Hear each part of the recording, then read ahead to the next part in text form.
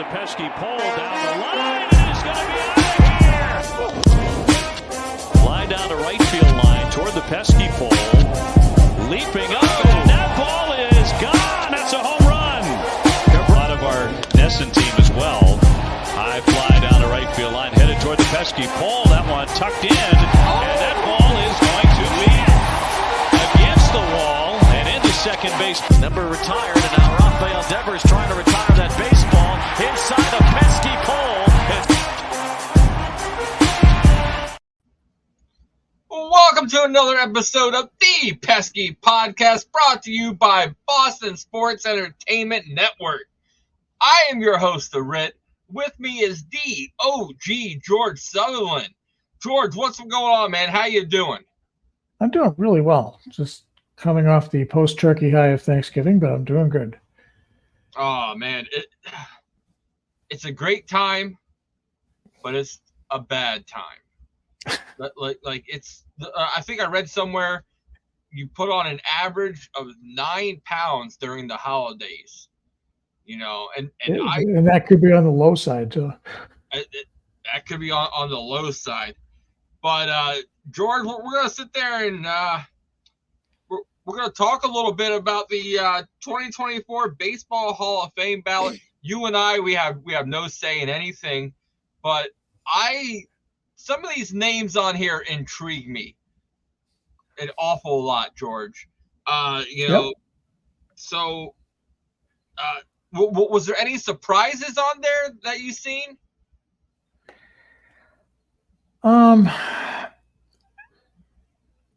There were some surprises in the returning candidates. You know, there were 14 returning candidates and 12 new ones. Mm-hmm. Sheffield in his 10th year, being on that long. This year you've got Adrian Gonzalez. That was a bit of a surprise to me. James Shields was a surprise. That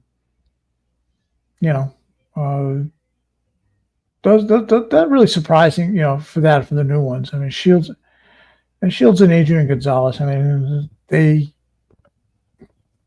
didn't do anything for me, but I'm not the one making the decision to put them on the ballot. So yeah. So, but this episode, for the first part, we're going to sit there and talk a little Hall of Fame ballot. Second part, we're going to touch base really quick on some off-season news. And then we're going to get into our favorite segment, Fair or Foul. So, there we go. George, I'm going to sit there and start us off with the 2024 Baseball Hall of Fame ballot. If I would get a vote, my first one that drew my name on there immediately from the Minnesota Twins, Joe Mauer. So he really appealed to me. Bringing up some of his numbers, career batting average, 306 for a career batting average, over 2,000 hits, 143 home runs, just shy of 1,000 RBIs, a little over 1,000 runs scored, 6-time All-Star, 3-time Gold Glove winner, 5-time Silver Slugger, career WAR of 55.2. Like, those are – he played catcher and first base. Those are some solid numbers. The one that sticks out to me the most has to be the career batting average of 306. Yeah, he was a player. For a catcher. Yeah. So, that's a good choice. Do you have him on yours there, George? I do. So, great minds think alike. So, how about you bring up your next one? Adrian Beltre. Oh, okay. We got very fortunate in Boston. He played 1 year here, but he could do it on both sides. He could do it in the plate. He could do it in the field. He was just hard-nosed, ready to rock at all times. And could could hit with the best of them. So I also had Adrian Beltre on there. He played the game like it should be played. You know, he was a great defensive man, in my opinion. You know, his glove, it was very solid. So yes. I also had Adrian Beltre on mine. My next one, I had Andrew Jones. I remember, you know, watching him a lot on the Braves team. And his batting average for his career is .254, 434 homers, you know, 1,200 or a little over 1,200 RBIs, on base plus slugging, 823. But I love his 10 Gold Glove awards that he had out there in the outfield. You know, that just shows the defense prowess out there for Andrew Jones on those Braves teams, and he played a little bit for the Yankees.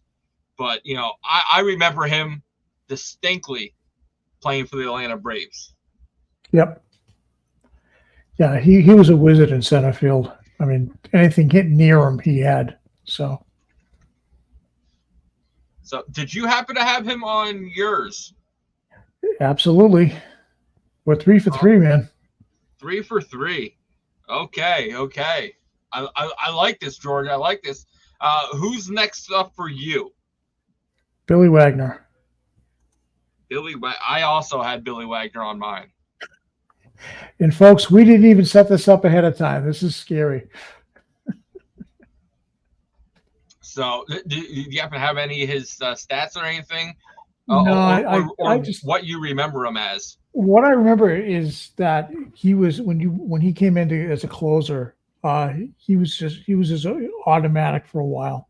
He was, you know, he just had great stuff, and was, you know, really all business on the mound, and just went in there with a purpose and got it done. Well, my next guy, I put in Andy Pennant. You know, he was on those Yankees teams that were just filthy. You know, he also played for the Astros. A lot of people don't remember that, but played 18 seasons. He had 256 wins, 153 losses, an ERA for 3.85, and almost 2,500 strikeouts for his career. Like that's great. Like in '97, he was fourth in ERA with 2.88, 18 wins. Like he had a great, like, '97 probably was his best year he had. You know, his career postseason record is 19-11, the 3.81 ERA with 276 innings pitched. Like, as much as I don't want to put him in, the numbers there for me are impeccable. Like, I had to give him the vote. Yep. Oh, George, you too? No, I did not have him on mine. Okay, so our first time we're going to beg to differ. First we diverge. Okay. So who do you have next on your list? Gary Sheffield. Oh, Sheffield's getting in for his first time, or his final time. Final time. This is his 10th year. I'm surprised he didn't make it before. He was one of those hitters that you just did not want him to come up because he would always kill you. I remember playing as a kid, and anybody in the 90s on that ever seen Gary Sheffield play, you can't tell me you didn't sit there and get in the batter's box and do his stance at least once in your life. Yeah. Like I almost broke a couple wrists doing doing that. Like, I don't know how the man got his timing down for that, but Gary Sheffield is also on my list to go in. Yeah, he was one of those guys when you saw come to the plate, you just shook your head and go, "Oh God, how is he going to kill me?" And yeah, he was one of those players. He was one of those batters. Just he was feared because he could he could hurt you. Man, we're gonna go next. I sat there and went for the Mets. I went David Wright. I did not have him. I loved. Oh, okay. So that means we got at least two people that we beg to differ. But I took David Wright. You know, he 296 career average. Like that's great. You know what I mean, for a career. Yeah. And you know, 242 home runs. You know, 970 RBIs, 2 Gold Gloves, 2 Silver Sluggers. I just think that when you look at, you know, Hall of Fame, the numbers are nice, but his integrity was great for the game of baseball and for that Mets team that he played for. So, do you have any David Wright memories at all? Just him being exceptionally solid, and a good person too. From everything I remember, you know, yeah, he was extremely solid and played well and played it the right way too. So, yeah, not a bad choice. It just wasn't mine. Okay. Who do you have next up on the board? This one will surprise you, I think. Torrey Hunter. I was looking at him. But I did not take him. The thing with Torrey is that he was a good hitter and a good defensive outfielder. He was Ortiz's running buddy in the minors as well. Okay, you know, they were locked at the hip in the Twins organization. I just think he could always play the game and play it at a high level. You know, when he was with the Angels, I kept saying, boy, if the Red Sox could get him, he'd be a great addition. Simply because of how he carried himself. He could give you the timely hit, he could put one in the seats, and he played good defense. Okay. Well, wasn't his nickname Spider-Man? I believe so, yeah. I can look that up. And seeing him play, like, do what he did out in center field, man, it was just amazing. Like, he would get a jump on the ball and effortlessly, you know, make the catch. Spider-Man, yep. Yeah, and that was the thing with him. Now, good center fielders, they say that if they close their eyes and they hear the crack of the bat, they know which way to turn. So right. He was one of those, you know, and did it with quality for a very long time. So, next up for me, you might be surprised on this. I went pitcher again. Oh boy, Francisco Rodriguez. I like the guy. Like, he played with 5 different teams over 16 years. I remember him playing for the Angels when the Angels meant something to Major League Baseball. So, you know, he had a career ERA for a closer at 2.86, 437 career saves, you know, 1,100 strikeouts. You know, as a closer, I enjoyed watching him play. You know,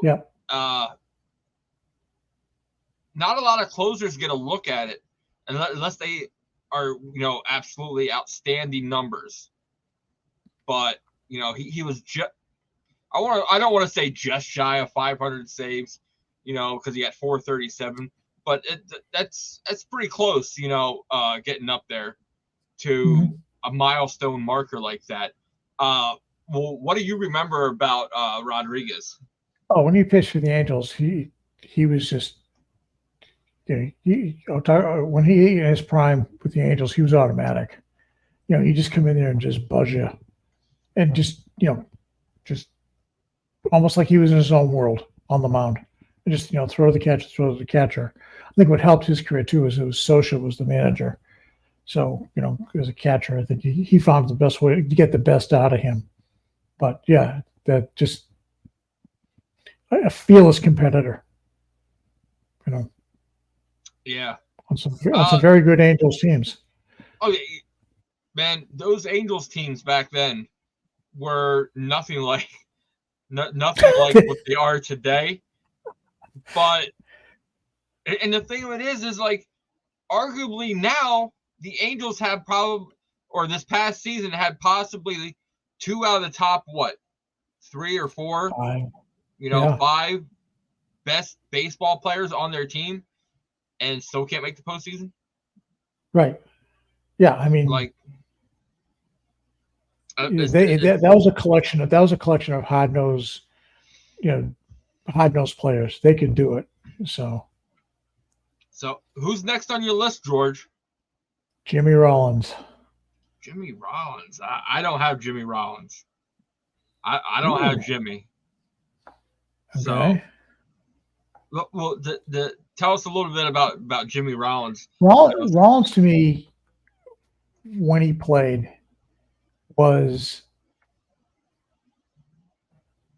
one of those players that if you're watching the game on TV and you were in the other room and you heard he was coming to the plate, okay, I'd want to see hit because he was such a good hitter and he could play. He could play in the field.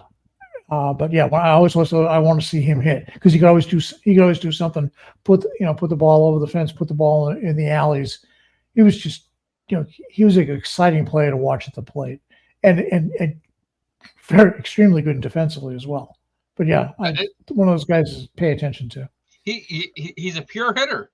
Like you don't see too many of them nowadays that will be able to put it in any hole that they want to see fit. Yeah.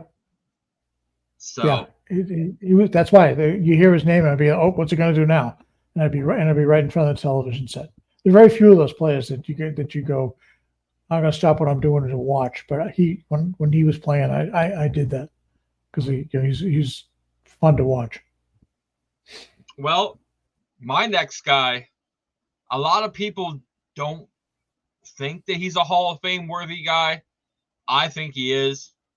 He played his entire 17-year career for the Colorado Rockies. I loved me some Todd Helton. I did not have him. I thought that I think I discounted the fact that he played simply because he played in Colorado, and I know they took care of the baseballs with the humidors and all of that place. I've been to Coors Field. Mm-hmm. I mean, the ball travels there. I don't know. I think I might have discounted it, and probably that's my feeling. He was an excellent ball player. I just think that he was aided by the fact that he played 5,280 feet up in the air. So, well, for playing in Coors Field, he only had a career 369 for home runs. So yeah, I loved his batting average, 316. Yeah. 5-time All-Star, 3-time Gold Glove winner at first base. And first place, like that's when his era, there was a lot of great first basemen, that played along with him. So heck, Pujols, McGuire. He gets lost in the shuffle. Yeah. So that was my second to last. We're on second to last. Am I right, George? Yeah, I've got 3 more to go. Yeah. Okay. on mine. I'm thinking we got Yeah, I'm done. I've done. okay. You're up then, Yeah, George. we're up. Okay. My next one up, Chase Utley. Man, are you a Phillies fan by chance? Actually, no. I appreciate good baseball players though, and solid defensively, solid with the bat, aggressive. He's just a ball player, and a very good one at that. Well, my last pick, and I gotta keep him close to us. I gotta pick. I gotta vote him in. Manny being Manny. Man, I was shocked. Okay, I'm going over numbers. I'm going over they're on the field, off the field stuff. The whole 9 yards. Look at some of his numbers. Career batting average 312. Yeah. 2,500 hits. 555 home runs, 1,800 RBIs, 1,500 runs scored. Ramirez was known as a complete hitter who could hit for both power and average. Of his home runs, 275 were solo homers, 191 were with one guy on base, 68 with two men on base, and he hit 21 grand slams in his career. Slams, yeah. Like, man, that is crazy. And I cannot wait to see him be up there and inducted in the Hall of Fame. I couldn't bring myself to do it. I love watching Manny play, but sometimes the space between his ears got in the way. And he had incredibly raw physical skills. Okay. He was a train wreck in the outfield. Okay. Well, I didn't mention no gold gloves or anything like that. But he was, everybody's got, the 500 Manny being Manny things when he played for the Red Sox. I mean, he was good. He was good for one about, it seemed like every week or every other week when he played for the Sox. He'd have one of those moments you go, what? He did what? Yeah, I don't know. For her in the baseball, there was nobody more dangerous than he was. But in the complete package, I think that's why I chose Torrey Hunter over him, because Torrey could play defense. Quick question: Do you think in 10 years Manny gets in the Hall of Fame? Perhaps. I think the Veterans Committee will finally let him in, because he belongs there, but I think he hasn't been gone long enough from the game. And especially if you're a Boston fan, if you remember just some of the stupid stuff he did.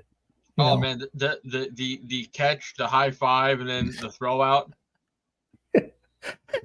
Disappearing into the score, into the left field monster for where everybody knew what he was up to.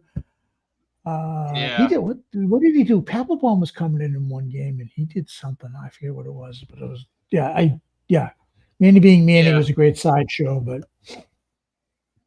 but that's your team needs personality. You know what I mean? Oh, and had that. Not in the bad way either. He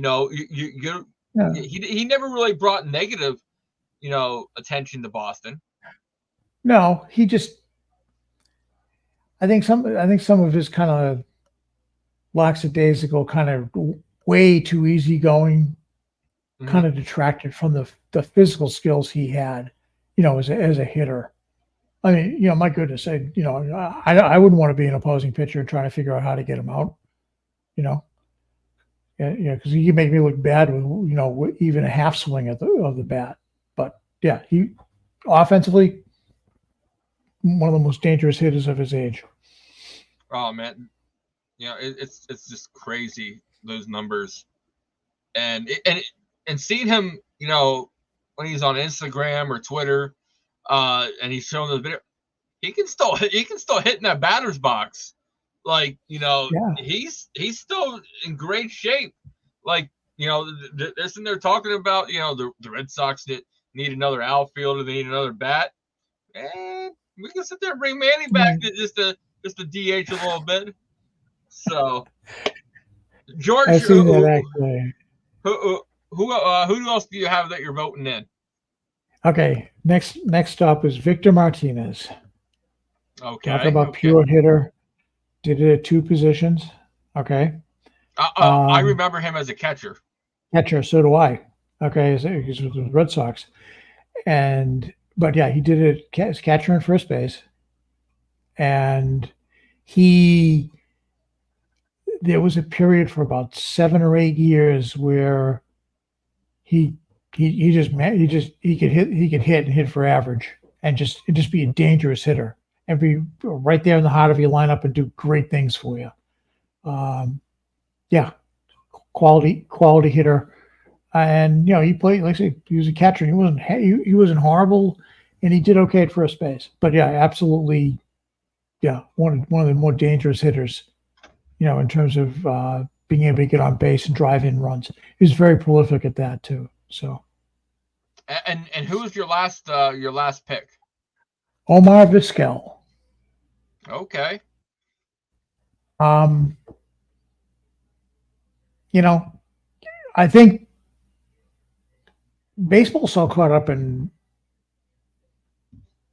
offensive numbers that I think people forget how important defense is. You know, everybody remembers, you know, Ozzie Smith and stuff like that because Ozzie was easy to remember. I mean, he's a wizard. Omar Vizquel was right up there with him. Okay. I mean, you know, he was the anchor of those Cleveland teams in the mid-90s. You know, and people forget that. You know, they had Albert Bell, they had a young Manny, they had Jim Thome, all those guys. Omar Vizquel, he was the rock of that team. And you know, there's something to be said for guys like that. You know, wasn't the big name headline guy, but boy, if you didn't have him on your team, you would have been in a whole lot worse shape. So yeah, defense. You know, as we've seen this past year, defense, you know, wins you games. yeah. So, George, overall, you know, I like most of your picks. You know, there was you know a couple like Utley, you know. So, but there was some picks that you were, you know, Helton and Manny. You know that you were a little shocked on. Well, we started out in sync, you know, going down side by side, picking left and right. But one of the toughest ones for me, and I came close to putting Mark Burley in. Okay. White Sox. Yeah. Yep. He was a part of that 2000. What the White Sox won those series in 2005. Yeah, I mean, he was, you know, he had a string there where he was as good as anybody. So yeah, that was a tough one for me. I debated that, and I went with the thing you can only vote for 10, as is required. You know, if you remember the Baseball Writers Association. So, but yeah, so talk about a job that if somebody that I would pay to do. I would love to be able to vote for real for the Hall of Fame. Oh, you know, it would be it would be a tough, but yeah, I think they gotta expand it a little bit and look more at the person and what the error was with some of these. Like, and that's the thing is that, you know, you look at A-Rod, right? You know, he got, everybody knows he got suspended. Carlos Beltran, you know, the end of his career got tainted with the whole Houston thing, right? Mm-hmm. You I know, remember wasn't Beltran for the Mets? yep, he still came up with the Mets, Yeah. and he's a great young player. And then went and rediscovered himself down in Houston. But everybody's going to. He was at the tail end of his career in Houston. Um, you know, Helton. I always felt I always felt he'd get the curse of Coors behind him. But yeah, I mean, there's some. I mean, there's some players there that you can go either way on. Andy Pettit, maybe because he was a Yankee, I don't know. But I forgot that when he really just did play well when he and Clemens went to Houston. So, yeah. So, overall, I think that we both picked great times, great players. Yes. And I love doing this just because it shows different mindsets. Like with Vizquel for you, how he played great defense. It's not all about the offensive numbers. He was a great teammate, great defensive player. And he was a team leader in the locker room. Yeah, he was. So, and did it quietly. Mm-hmm. He played with passion, but he did it quietly. And he had a good long career. So, there's something to be said for that. I think sometimes players like him get lost in the shuffle. That's too bad because he's a quality guy and a quality player. Yeah. So, the next up, we're going to be moving to a little off-season news. Seems like, George, every time you and I are talking, we're talking about the St. Louis Cardinals starting pitching. We talked last week, and the hits keep coming. Sonny Gray, 3 for 75. Yeah. And people were like, $25 million. Oh, he's not worth it, dude. That's the market now. Like that's the market average, for anybody. And if you look at some of their numbers, let's see if I have it bookmarked. Of course I wouldn't. Why would I? But if you look at Helton's, Sonny Gray's numbers over the past, his career, they're solid numbers. Like he has better numbers than Blake Snell.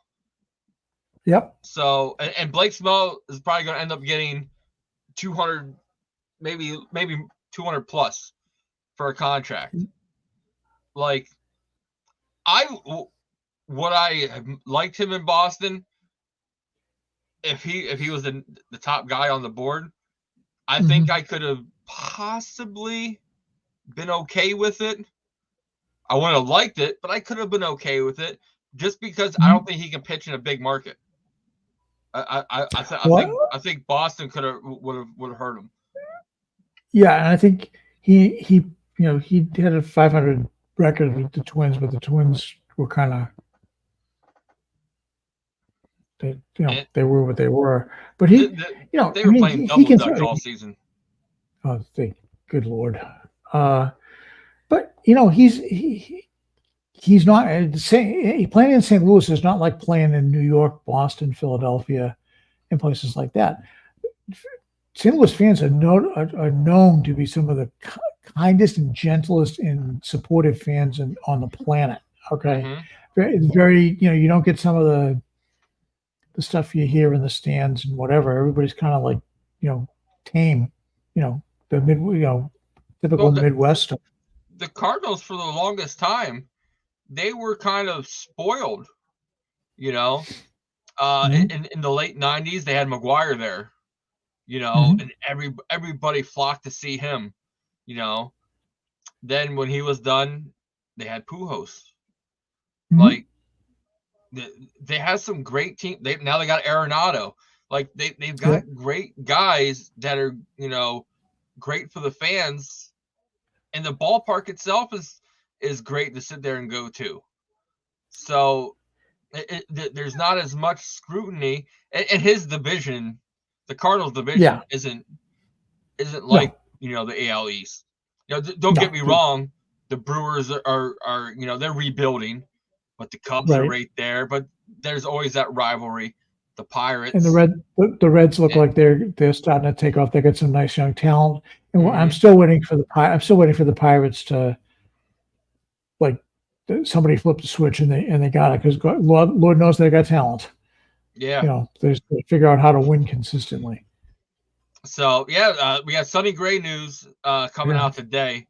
I saw that, and I was like, when Ritt gets on, I said, we're going to talk about this, because every time we get together lately, the Cardinals signed another pitcher. Veteran staff, not the worst thing in the world. No, right? These guys know how to. So, and they can work with the one or two younger guys they have on the roster. right. So, great idea and the way to set it up. Short term, let your starting pitchers build up, and then bring them in. So another thing I heard today about the Red Sox are not wasn't all in on Aaron Nola, which it kind of surprised me a little bit, but but I applaud Craig Breslow for reading the room and recognizing that both parties wanted to, get married again. Okay. Mm-hmm. And, when we talked about that the other day, that's what he wanted. And Breslow was smiling, well, why am I going to get in a bidding war? Okay. And just kind of, waste my energy in doing that. I applaud him for that. It was a game he didn't need to play. So, well, according to some insiders, the Red Sox are not they're testing the free agent market, but they're going to do that secondary to the trade market first. So I'm kind of curious, what targets are they looking at? I know they acquired for Dylan Cease, but the White Sox said, "Oh, sure, we want Brian Bayo," which I have no idea why you would. Right? That was mid-season. So, but you have Kirby out there from Seattle that you could question. You got my man Corbin Burns. Woodruff, keep him in the back room for a year. Oh, so who are we looking at that's possible trade trade targets for us besides, like I mentioned, Kirby and Corbin Burns? I mean, you'd be a fool not to try to go after Cease again.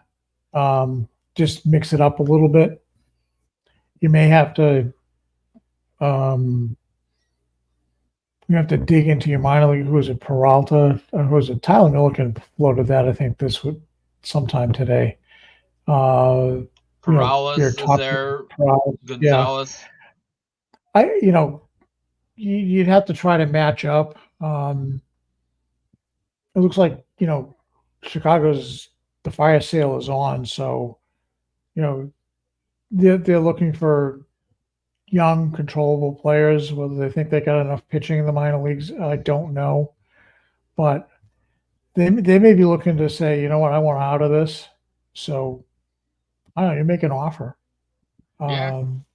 And as long as it doesn't include Bayo, I think Mata, how much I love Brian Mata, but, he's coming off injury, that I'd trade for.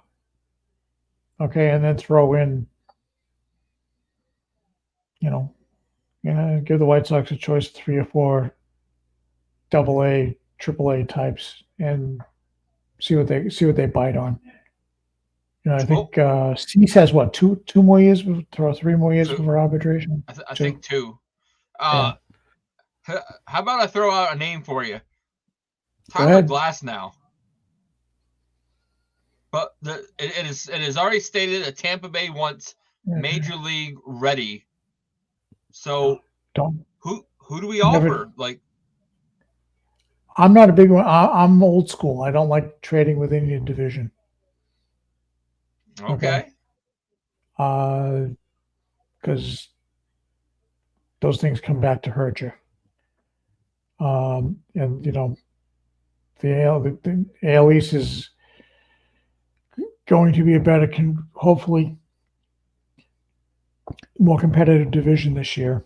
I mean, it was for a while, and then the top three teams kind of ran away with it. But yeah, I'm old school in that thing. Don't trade it within any division. I just think this, each other too well, so you know what the good, you know what the bad is. But yeah, I wouldn't trade for Glass now. Last thing I need to get your opinion on. Mm-hmm. Jordan Montgomery. He's happened to be spending his whole offseason. The dude's from down south. I think he's in North or South Carolina he's from. But the man's spending the offseason in Boston College, just minutes away from Fenway Park. Is that telling you something there? You know, a little hint right there? I was never a big Jordan Montgomery fan, and after watching him in the postseason this year, he's kind of turned me a little bit. I wouldn't be upset if they signed him. If they picked him up. If there is not a better match made in heaven right now, his wife is doing a residency at a nearby hospital. Right there. Come on now. Like, that is crazy. So yeah, there's a lot to be said for that, So George, we're getting ready to play it. Are you ready? I'm ready. We're gonna get ready to play a little fair or foul. Fair or foul. So I'm gonna say a player and the team that they're gonna go to. You agree or disagree? Quite simple, George. So we're gonna start big. Yamamoto will be playing for the New York Mets.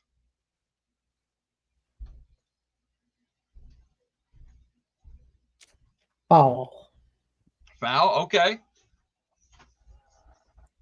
I think that if his handlers are smart, they will steer clear of that. You saw what happened when Cohen opened up his wallet, and then at midseason, when all things didn't work out, he ended up having a little fire sale. Mm-hmm. I'm hoping that the people who are advising him remind him of the which way the wind is blowing in New York. So that's why I'm saying foul. I will agree with you 100%. It's got to be foul, just because I sit there and think that the Mets are not ready to fully invest in winning. On paper, in the checkbook, it looks great. You're saying all the right things, but you're not following through with any of them. And it kind of sounds familiar, Boston, doesn't it? You're saying all the right things, but you're not following through with absolutely none of it. Or you're throwing stupid money around, right? Mm-hmm. And nothing to show for it. Kind of Adi Moreno East, right? Except that Cohen, I give Cohen a little bit of more respect because he does have a brain. But yeah, I really hope that that Yamamoto's advisors just say, look, this is what this guy did. You want someplace you're going to build a legacy. This may not be the place right now. So next up, Cody Bellinger will be a New York Yankee.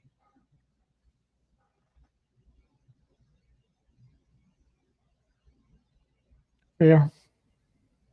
Ooh, I think okay. Cashman.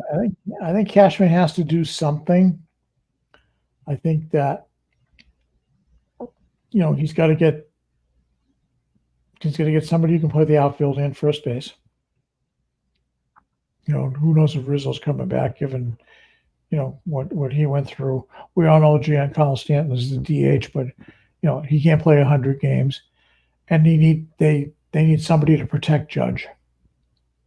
So all those things would tell me that Bellinger would be a very prime and astute pickup for Cashman. I personally think there is another person that's going to go to the Yankees, but I'm not going to say it because he's on our list. So I will say foul with Bellinger. I do think the Yankees will pick up a bat. I just think that it might not be Bellinger. Mm-hmm. So Here we go. Next up, you ready for this one? Hit me. Showtime will be a San Francisco Giant. Showing to the Giants. Ooh. Oh, look at those gears are turning, Ooh. George. I see you on this one. Well, for 24, they get a bat. And 25, they get both ends of the equation. He doesn't have to move. He's still on the left coast. Ooh, I like that. I'll go fair simply on the concept. I think that's brilliant. I will sit there and say fair also. Just because the Giants got laughed at last offseason when it was They went after Judge. When they went after Judge and spent that money. Well, that shows that they have the money. Mm-hmm. And why not go out there and get Ohtani? I know this is a Red Sox podcast. I want him on the Red Sox. Mm-hmm. I got the Showtime shirts already made up, baby. But I think San Francisco will be that sleeper that no one talks about. Yeah. To pick him up and sign. And wouldn't that stick it to the Dodgers? Oh my God. Oh yes, definitely. Yeah. Wow, that's a smart move. Next up, Juan Soto will be a Chicago Cub.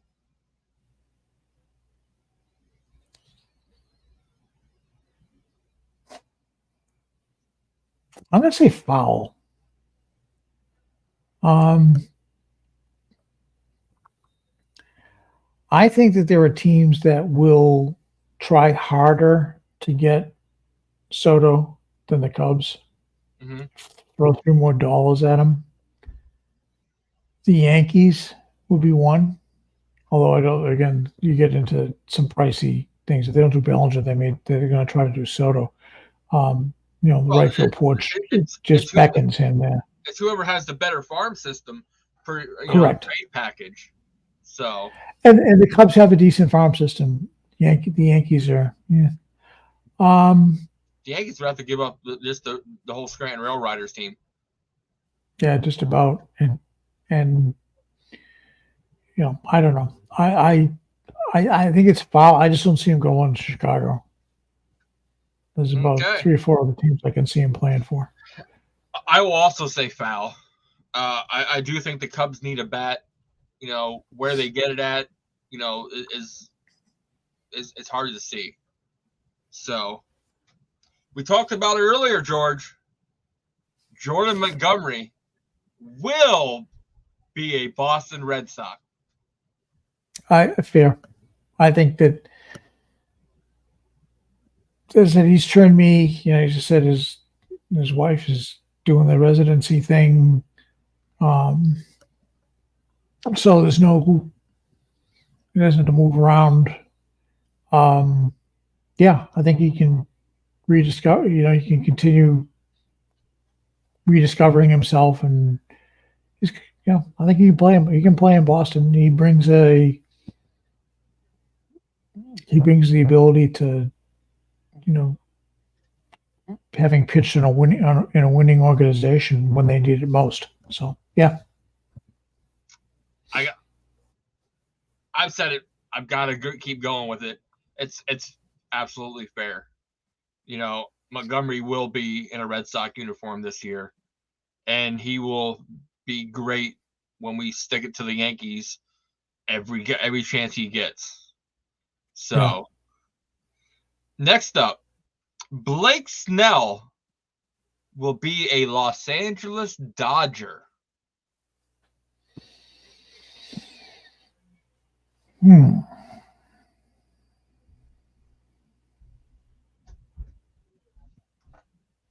I think that's fair. Dodgers are looking for some frontline pitching, so yeah, I think that's fair. I think they'll open up the wallet and bring him on. Well, I will also say it's fair, but my reasons for fair are different from yours. I would say after Ohtani signs with the Giants, they're going to have to go out and He's get the consolation prize. Yeah, and the Dodgers will go after Blake Snell then. So and overpay with the best of them. Oh yes. They will throw money at him like nobody's business. Next up, Matt Chapman will be a Chicago Cub. Ooh. Yeah, fair. I think that could be the bat that's one of those bet. Yeah, that could be a good fit for both parties. Man, I when I was sitting thinking of these, I was just like, I was trying to think of some teams that were like out there, but then the more I thought about it, I'm like, they need a first baseman, they need a third baseman. We've had Crawley on here, and that's two of their weakest parts. Like, so yeah, we offered him Dahlback at midseason, and he wouldn't take it. So, and he plays both. So I'm going to agree with you also and say fair. I can see Chapman playing at third base there. Like, great defensiveness, great power. And he can get a little bounce back from being up there in Toronto. Mm-hmm. So, last one I got, buddy. Corbin Burns will be a Boston Red Sox. Fair. I think that the Brewers have demonstrated that they're doing their own version of a fire sale, and I am sure that Breslow is trying to cook a package that will make Milwaukee go absolutely. This is his last year's under arbitration. Next year he becomes a unrestricted free agent.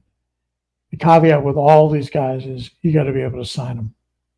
Okay. Yeah. Well, so, you got Sale's contract coming off, so that's going to free up some money that you could offer that nice contract to Corbin. Right. But I think he's coming. I think that, seeing what's going on now. They just released Woodruff, right? Mm-hmm. He's going, what am I rolling this boat alone? So he's out, and they always got a bad taste in his mouth after last off season, right? So he's like, he's probably knocking on the door saying, "Please get me the heck out of here." I said that we were a perfect fit for him last year when they snubbed him in arbitration over over dollars. Saying that he was get out of here. Like less than $100,000. I mean, come on. Yeah.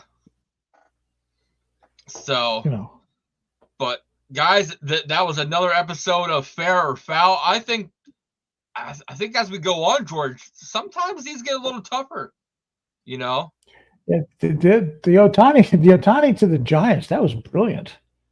That was, yeah. I mean, they're right. They demonstrated they were willing to open the checkbook, you know. With Aaron Judge, and then got laughed at for it.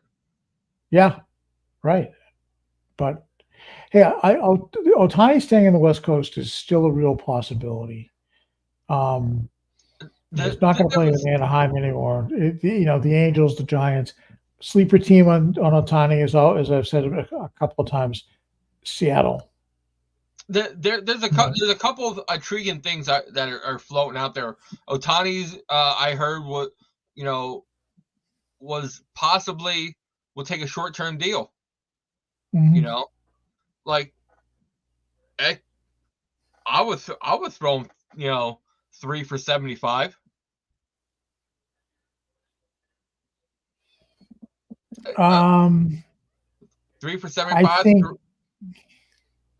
I think 3 at 100 would do it. Oh, definitely. 3. I think you take 3 for 100. Okay. So, but I'm the type of guy I'll go 3 for 75, 3 for 80, and give you a whole bunch of incentives to make you want to get that money. And I think Otani is the type of guy that's first class all the way, that he wants to prove himself after the second Tommy John surgery. Correct. Correct.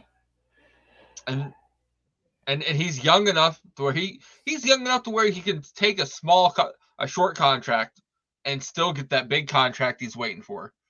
Like look at you, Darvish, out there. He's gonna be pitching to his 41. I mean, he's like a cat. He has so many lives, and he reinvents himself, and he goes and he makes a few more bucks, and then he moves on, and he gets a few more. Mm-hmm. More power to him. He's figured out how the game is played, both in the back office and on the field, and yeah, he's doing it, man. You gotta love that. Well, winter weekend comes up. I'm trying to think. Not next episode, but the episode after that, we should be able to start talking about some winter weekend. The winter meetings. The winter meetings. Yeah. I think there's going to be high movement. I mentioned that in my Sunday article. I think there's going to be a whole lot of stuff going on. I think that it's usually the place where some of the bigger deals get done. Mm-hmm. This year, there's been some outlier deals. I think St. Louis wanted to go out there and get a pitching staff set and fly under the radar. I like what the Braves did. Getting Bummer, offloading extra spare parts off of their roster. But yeah, I think you're going to see an awful lot. And the Braves kind of opened up spots in their 40-man roster. Yep. Also, so. They're in tweak mode. Okay, they know they need to add a bat. They go back. Does Duvall go back with them? Yeah. Do you trade him to the Red Sox trade for Dugo there, and try to pluck somebody from their farm system? The team nobody's talking about that always seems to have great pitching, and nobody seems about trying to fleece them. Is nobody's talking about Miami? They've been able to roll out quality pitching for a while. So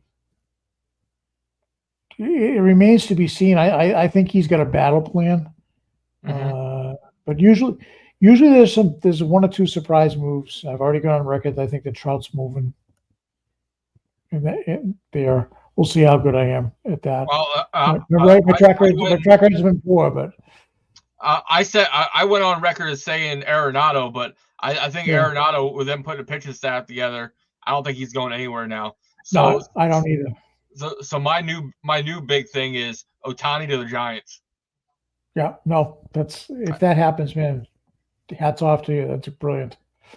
So I love it. George, any final thoughts? No, and I guess the one thing I've said this a couple of times in my column is that I think Boston fans have to be patient. Okay. There are a lot of moving parts that take place behind the scenes. Okay. Bressel's doing right now. He's doing he's cramming for an exam in terms of taking a look at his minor league system and saying, who do I keep? Who do I use as a trade chip? What do I want to do with Alex Verdugo? What do I want to do with the Nick Pivetta? Okay. Who's untouchable, right? Who's not? Does he do bold moves? Does he say, I need to be totally better on defense. I have extra spare left-handed hitting. Who do I move? Is it Verdugo? Is it Yoshida? Right? Somebody. He's going to have to make a bold move if he wants to acquire pitching. So that's be patient, because he's still drinking with a fire hose in the back office trying to make it happen. So it'll happen. I think the winter meetings will be his coming out party.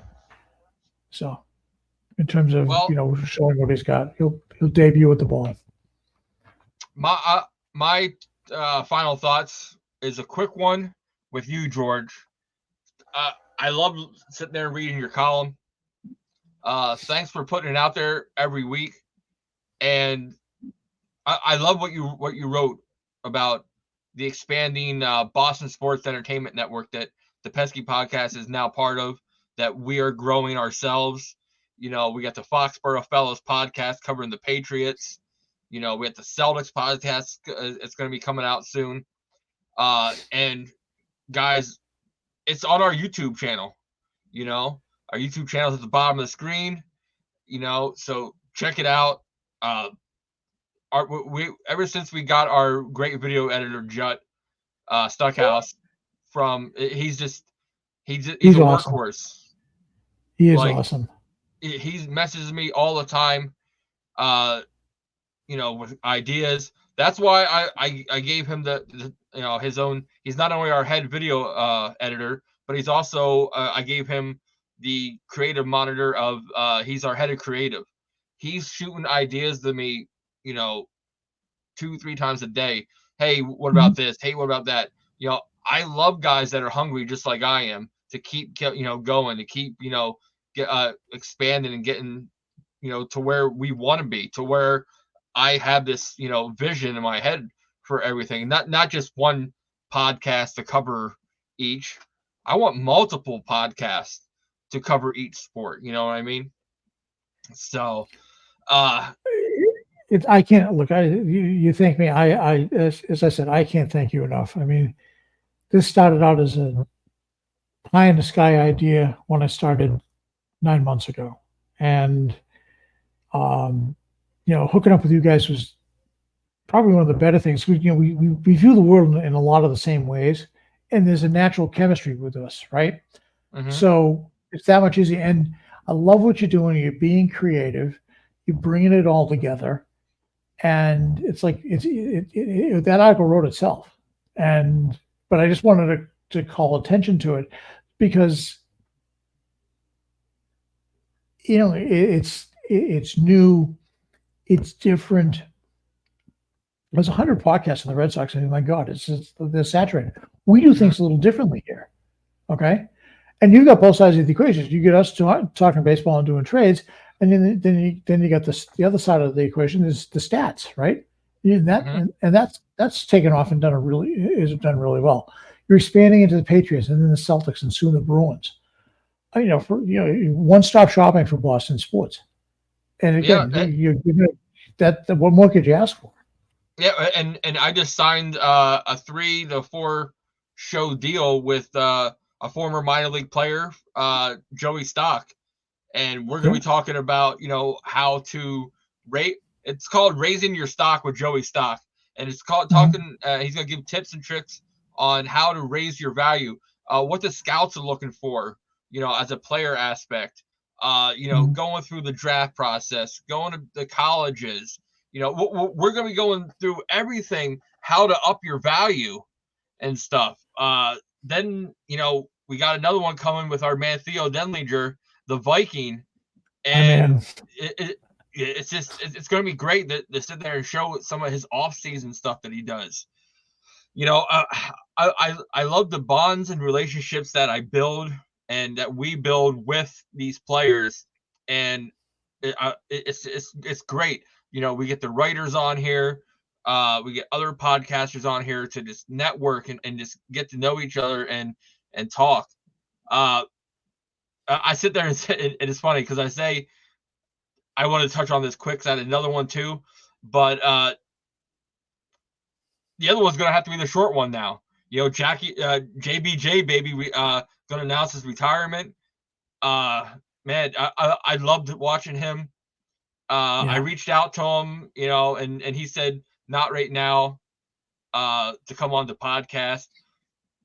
Man, I used to love watching him out there. The things he did out there in that outfield, in what I like to call the Bermuda Triangle out there, the most misshaped center field ever, is absolutely spectacular.